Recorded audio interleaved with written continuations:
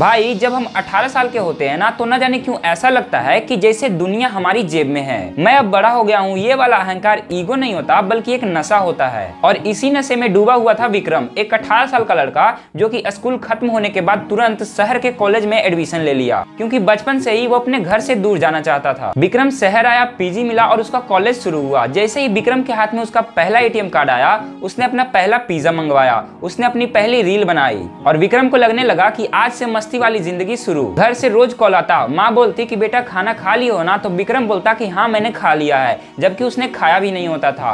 विक्रम बस यह दिखाना चाहता था कि अब वो बड़ा हो गया है और वो अपनी लाइफ खुद अपने तरीके से जी सकता है। पापा भी अक्सर कहते कि बेटा बाहर रात को ज्यादा देर मत किया करो, शहर की हवा ठीक नहीं होती। लेकिन विक्रम हंस के बोलता कि पापा अब मैं छोटा बच्चा नहीं रहा, आपको हर बात पर अब टोकने की जरूरत नहीं है। विक्रम को शहर आए 6 महीने हो चुके थे और उसके बहुत से दोस्त भी बन गए थे। अब party, night out, bike riding और थोड़ी बहुत शराब उसके लिए एक आम बात बन गई थी। एक दिन माँ ने उसे गांव से एक छोटा सा डब्बा भेजा। विक्रम ने उसे खोलकर देखा तो उसमें रोटियां थी, गुड़ थे, अचार थे और बाकी खाने वाली चीजों के साथ एक चिट्ठी भी थी। चिट्ठी में लिखा था कि बेटा तेरे पापा तुझसे कुछ नहीं कहते हैं, पर वो हमेशा दरवाजे की तरफ देखते रहते हैं कि शायद तू आ जाए। हम दोनों को हमेशा तेरी ही चिंता सताते रहती है। विक्रम ने इसके आगे चिट्ठी नहीं पढ़ी और उस चिट्ठी को मोड़कर वापस उसी डिब्बे में डाल दिया। उसके मन में चल रहा था, अरे यार ये फैमिली ड्रामा, अब मैं बच्चा थोड़ी रहा हूँ। एक रात विक्रम अपने दोस्तों के साथ पार्टी करने गया था, थोड़ा सा ड्रिंक भी हो गया, तभी घर से कॉल आया, लेकिन विक्रम ने उस कॉल को इग्नोर कर दिया। फिर जब विक्रम और उसके दोस्त पार्टी करके लौट रहे थे, तभी एक ट्रक से उसके बाइक की टक्कर हो गई।